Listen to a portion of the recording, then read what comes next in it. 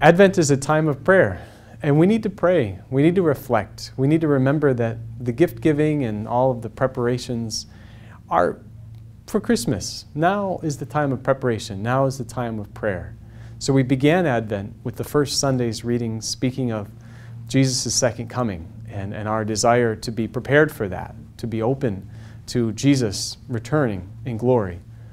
Then in the second and third weeks of Advent, we've been reflecting on John the Baptist and his message of repentance. And that's why in Advent, the priests and all the colors of the church are violet or purple. We want to remember our need for a suitable penance, not as severe as Lent, but just to kind of wake us up and break us out of the pattern that we would just fall into.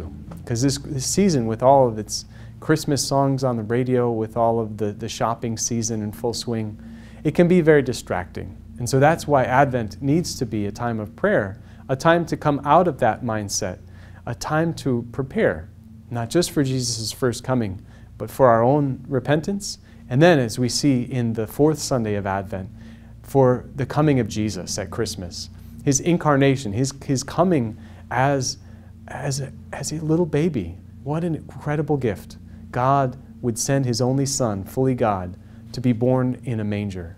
And so, if we're going to embrace that child, that Jesus, if we're going to get beyond sort of the trappings and the distractions of this season, may we come in prayer, reflecting. May we come even in a spirit of a certain penance. And may we be open to all of the gifts that God gives us in this season of Advent.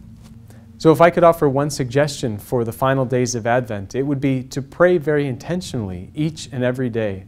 If you can, please try to go to daily Mass. But if not, maybe you could read the readings of the day. The readings of the Scriptures have been specially selected to help us prepare.